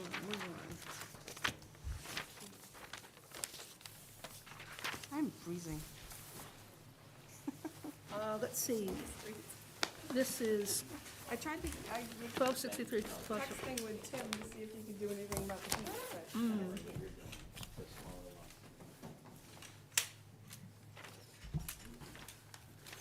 Have a nice night, everyone. Thank you. all right, so. All right, it's almost 8:45, and we have a hearing in accordance with the Stormwater and Erosion Control Bylaw. Notice is hereby given a public hearing for the intent of Leslie Lincoln Trustees Davison Family Trust to construct proposed Quail Run subdivision of 3 single-family dwellings and proposed roadway with associated grading, utilities, and stormwater management located at 1263-1271 Washington Street, altering 40,000 square feet or more of land. The application and plans can be viewed at the Town Hall or at our website. The public hearing on the above matter will be held in person January 22nd, beginning at 7:30 at Town Hall. All interested parties are requested to be present. And we have a comment from the Board of Health saying that they have no comments or concerns at this time. So who is representing the applicant? Dan Merrickin with Legacy Engineering. All set? Okay, the site is located at 1271 Washington Street. It contains one existing single-family home with a garage, a driveway. It's about 2 acres of land. This whole area here is basically all landscaping. The back part of it is a slope that slopes down into the town forest. We are here for a land disturbance application. There are no wetlands on the property or within 100 feet of the property. So we're here because the proposed work will disturb more than 1 acre of land. So this is a proposed 3-lot subdivision. I think you guys are probably familiar with You guys want to come over so you can see the plan? They're our neighbors. Here, I'll move it back. I think you may be familiar with the planning board process. We're proposing this as a private way. So you may notice that in the plan, there's two different designs for the road. One that complies with the subdivision regulations, which is a full road width with curbing and a sidewalk and a full cul-de-sac, and the other one is the private way proposal. And that's something that the planning board requires us to do. So we haven't been before the planning board yet, but this is what we're asking them to approve. And the way the planning board does that is they have Carl review the conventional design to assure that it could be built per their regulations, and then they entertain the waivers to take it as a private way, an LID approach to the design. So this is what we want to do. I'm going to explain to you what we want to do, and then we're going to have to continue this, and if something changes with the planning board, we'll come back and explain that. But I anticipate that this is what we will be asking for. So a 3-lot subdivision, the first lot will contain the existing single-family home. The rear 2 lots would be 2 new houses. We're proposing a 20-foot wide road, which will be a private way, glorified driveway. That would come in to a cul-de-sac. We did ask the fire department if we could do a T-style turnaround. They said no, they wanted a cul-de-sac. We did ask them if we could put an island in the middle. They did say yes. They haven't given us their final blessing yet, but I anticipate that they will be okay with this design. I have a note into the deputy to ask him to provide some comments on this and see if this is acceptable. But this was designed basically for a fire truck to circulate around and out. 20-foot wide Cape Cod berm around most of it. On this side, we're proposing a grass water quality swale that would lead into a rain garden. And the roof gutters for the existing house would also be piped into that rain garden. The rain garden would overflow into a manhole and then into a second rain garden on Lot 2. And the rain garden on Lot 2 will receive all the runoff from the house and the driveway on Lot 2, and then that would discharge via a level spreader towards the town forest. For Lot 3, we have a small rain garden proposed next to the driveway that will pick up runoff from the driveway and the house. It's important to note that in every storm up to the 50-year storm, there's no discharge from this rain garden at all. There's only a small discharge in the 50 and the 100-year storm. There's no discharge from this rain garden in any design storm. We have really sandy soils here. We're using the stormwater standards design infiltration rate, but if I ran an infiltration test on the soil, it would be much faster. So I actually anticipate that there will be no stormwater discharge from any of the rain gardens at all. It's really nice, sandy, gravelly soil. So we provided a stormwater report. We meet all the treatment requirements, 90% TSS removal for the rain gardens with pre-treatment devices. Pre-treatment devices include sediment forebays, the water quality swale, sediment forebay for this guy, a catch basin for this part of the cul-de-sac area here, and then this has a vegetative filter strip as a pre-treatment. We have an erosion control plan. This shows the full-blown road. When we're finished, this will show just a little turnaround with no sidewalk. But we have perimeter erosion controls, compost sock around all the work areas. We have a designated equipment storage area. We have a construction entrance. We have a whole construction staging plan, and there's also a SWIP in the stormwater report. We have provided you with an O&M plan, which I will get to you as a separate document, Landis, so you can attach it to any permit that's issued. And that's about it. Any questions you have? Happy to answer them. All right, Landis, you have comments? So it's pretty flat, there's really no grade, no much grade changes, it's. Just I at the look- I back. looked at the aerial and, right, just the back. Just this last 50-odd feet, 50, 60 feet. It's The rest of it's very flat. Clear. Yeah, and this is all currently landscape area. There are some trees in there. There's some really big rhododendrons. Okay.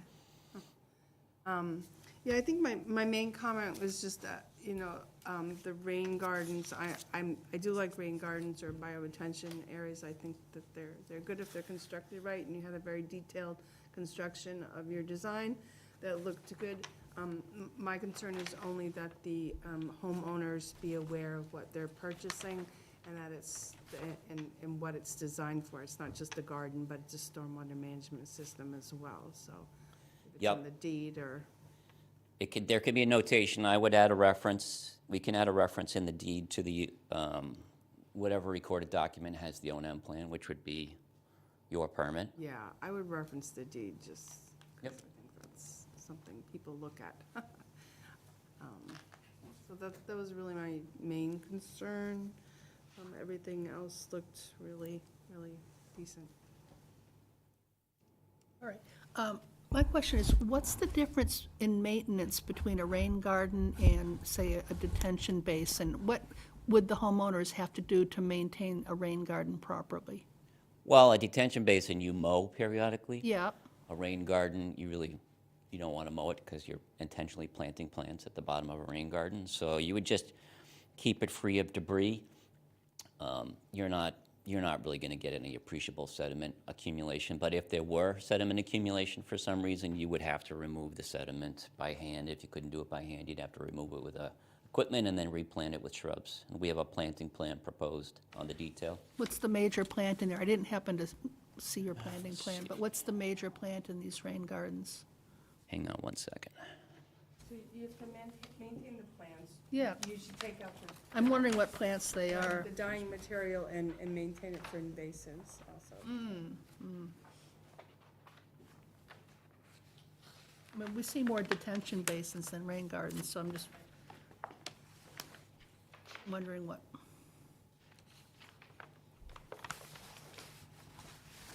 Everybody wants LID stuff, so everybody wants rain gardens now. Rain gardens is basically just a mini infiltration basin, right? And the water flows in, you have a sediment forebay, and then you have a level area at the bottom with at least 2 feet of planting material. So the treatment volume, right, the water that you want to treat, the first inch of runoff generally, goes into this area here, and then it soaks down through that planting soil and the vegetation, and that provides the treatment. For larger storms, there's a little curb that allows extra water to overflow down into a riprap area, which leads to an underground crushed stone storage bed. Okay, but here's my question. So I'm seeing 1-inch caliper trees. I'm seeing maple, 2 maples, beech, something else. Yes. They're not gonna be 1 inch for long. I mean, so you can have like regular full-size forest trees in that? You can have regular trees in there, Oh, yeah. okay, so you're gonna have like a little. I mean, I'm not opposed to taking the trees out and just using shrubs. I don't know enough about rain gardens to know what the homeowner's in for in the long term, you know, over a 25-year period or, It's basically just a small stormwater infiltration basin. okay, with, That's essentially what it is. okay. All right, I won't belabor it anymore right now. All right, Al, go ahead. I don't have anything.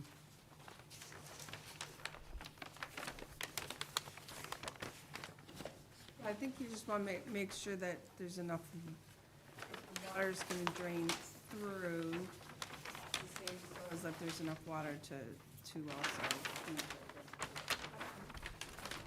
What I use is the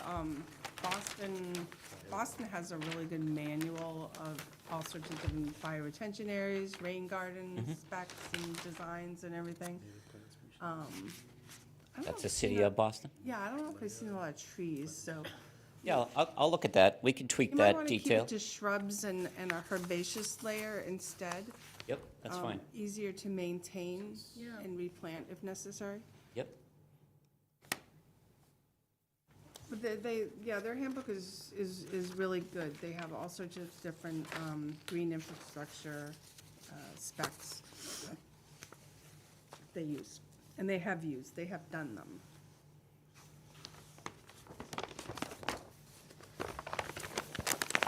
And And that's why just, I'm sorry, the Oh, no, go homeowner ahead. just has to realize it's not just a garden, it's a stormwater system as well.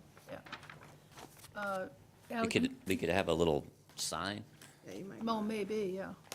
Emilio, do you have a comment? What is the current state of the lot? Is it clear right now, or, There are, I mean, this, I know there's a house there, and it's not fully cleared. There are some trees, but it is pretty open. So there's some big rhododendron bushes scattered all over the place. And there are definitely some trees along the edges here and over the edge. And this back slope is wooded. But this is grass, essentially. Grass and garden areas. are those trees remaining around you just mentioned, or are they taking those, or? The trees, any trees that are along the property line here would remain, yes. There'll be some work. So this piece, this little piece of land right here, the applicant's going to be giving to our neighbors over here. So that'll become their land. So assuming that the planning board approves this waiver plan, the private way plan, there's no need to disturb any of that. So we wouldn't disturb any of that. And then over here, there's no need to disturb trees along the property line here, and then down back along the town forest at the back edge, there's no disturbance proposed. All right, that's all. All right, Doug? It looked like the bottom of the rain gardens elevation was higher than the home's basement elevation. Is that problematic? No, the sand, the soil out there is, Very sandy. it's sand, Yeah. yeah, sand and gravel. We didn't encounter water anywhere, so. Okay. Okay, thanks, Doug. Any questions or comments from the audience? I'd just like to know the size. Oh, can you identify yourself and use the microphone, please? Daryl Smith. I just wanted to get the size of those rain gardens. I mean, depth and width. So this one is 1 foot deep, Oh, all right, okay. and this one, yeah, the one next to your property is Yeah. 1 foot deep, and it's about 15, 16 feet wide. Okay. I wasn't sure. And this one is 2 feet deep, and this one is also 2 feet deep. Okay. That's the surface depression. There's storage underneath, but that's the surface depression. They're very low profile. Okay. I'm next. Steve Smith. The only question I had, I know towards the back of the property, it goes downhill. So I was wondering how much fill's gonna be brought in and how that whole thing works.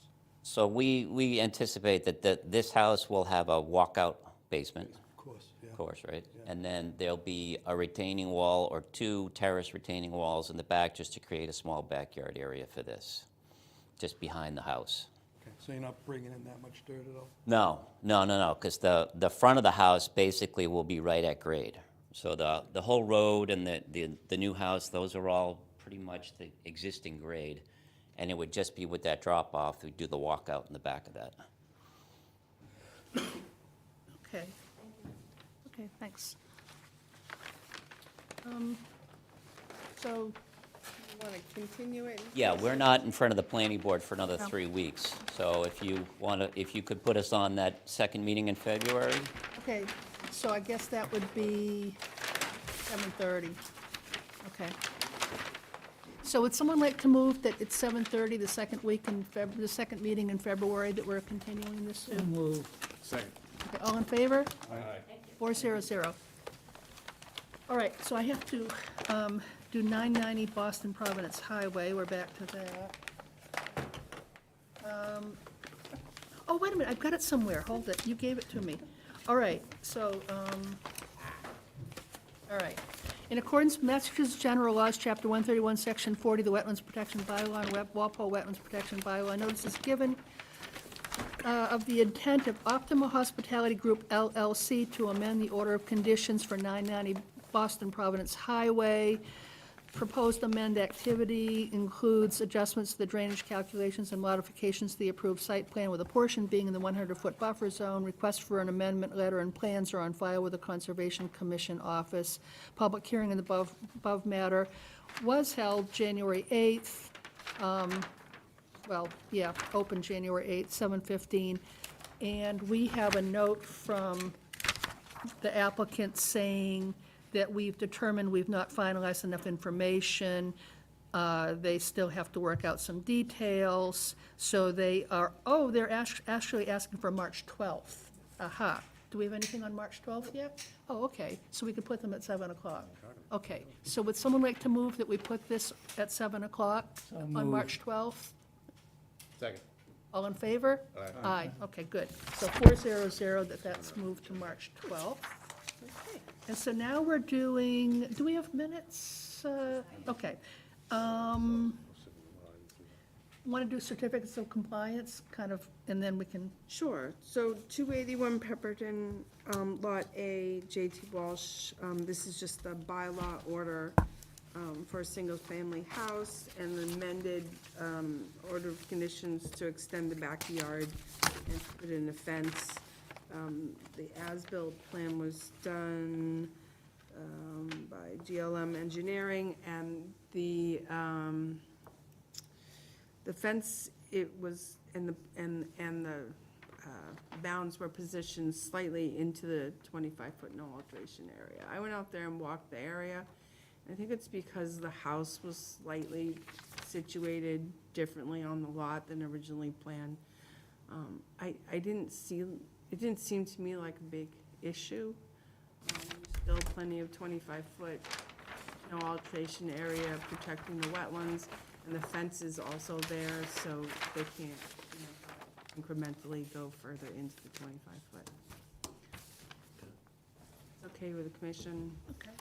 I would recommend issuing the certificate of compliance. Okay, so would someone like to move So Pemberton? moved.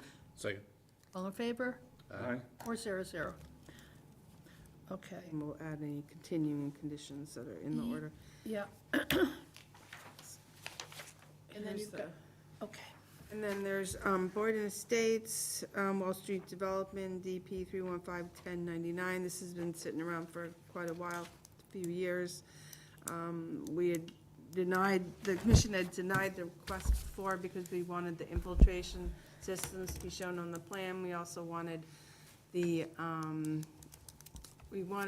lots to also have certificates and compliance, and they've all gotten them except for Lot 5. And that's partially because he's disputing the wetlands line or something like that. But everything else is complete. The town engineer is satisfied with it. The detention basin's been as-built, detention basin spine, replication area was done quite a while ago. And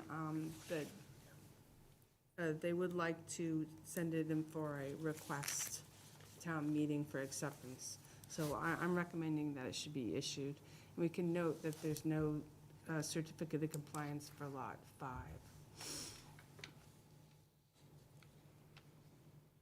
Okay, so would someone like to move that? So moved.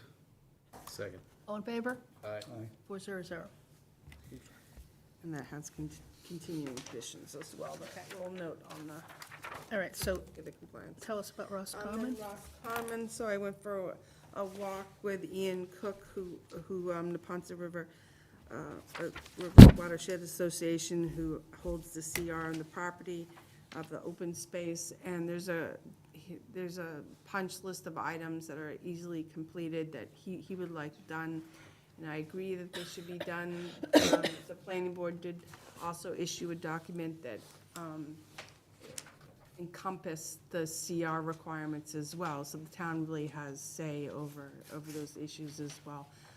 And they can be completed, so they're working on them and removing the silt fence from along the gas line and the trailer. Went out there and walked that as well, and the silt fence needs to be removed. It would still be a partial certificate of compliance because it also includes the Gigi's Way side of the project, and that hasn't been completed. So I'm hoping maybe by next meeting, everything will be done and you guys can issue the certificate of compliance, but they're not quite ready yet. Okay, thanks. All right, so back to Brook Lane. There's a request for an amendment on Brook Lane. So as far as Brook Lane, so on at our next meeting, there is a request to amend the bylaw order of conditions for Brook Lane. So that's not on the agenda tonight. Oh, it's not on the agenda. Oh, okay.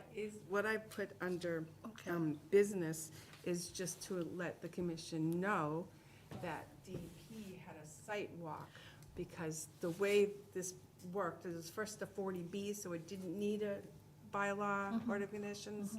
And then he switched over to 40A, and he did need a bylaw, so it's split. So there's a superseding order under the Wetlands Protection Act, and then there's a bylaw order under our bylaw. So he has to go to both.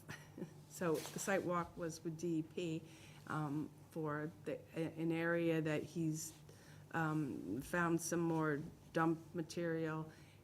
It's an area that's 3,000 square feet, that about 20% has additional degraded riverfront area. And so he wants that determination made by DEP, and he would take that 600 square feet and use another area of non-degraded riverfront area to kind of square off one of the lots. And then also, he wants to develop a trail around the riverfront area that would run from the property through the riverfront area and then come out onto Union Street. And then there's another area where he wants to do some invasive species mitigation. So the point of this discussion tonight is if we want to provide comments to the DEP.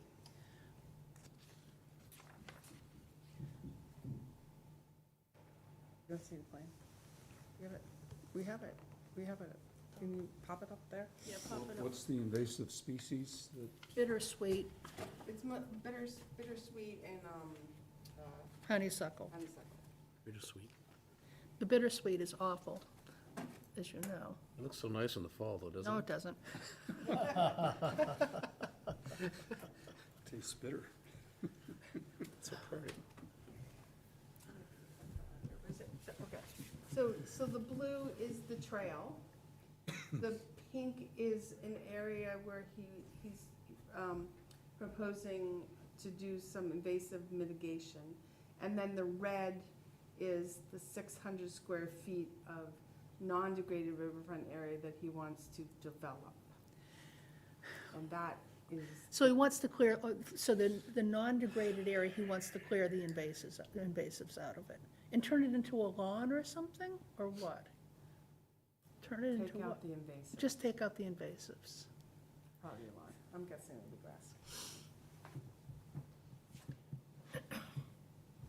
I don't know if I And then have, along the trail, so the trail is like this is the way he put it, 3 to 4 feet wide, but the expanse of the trail would be 10 feet wide, with either side having some invasive species mitigation. So we talked about that, even if DEP approves this, or if the commission approves this, but we were not into that hearing yet, that we would go out there and plot where the trail should go, and it should go in the areas where there's invasive species that needs to be removed. No mature trees would be taken down or anything like that. The area from the sort of the circle or kidney bean area out to Union Street, it's totally bittersweet, and, Yeah. yeah, it's really bad. so I don't think I have any comment, just, I mean, I'm curious to see what, yeah. Okay. All right, do we have anything else substantive on this? My recommended comments would just be what we kind of talked about in the field, that if Yeah. they approve it, Yeah. that the path should be plotted by Yeah. Conservation Agent and Yeah. DEP together. Yeah, Yep. And no mature trees be taken down. I think. yeah. I don't think there's anything else substantive on the, I did want, so I don't know if anyone's been out to the north, under general business, there's also conservation property. oh, yeah. So in my report, I was just giving you guys an update on the North Street project, which has been moving forward.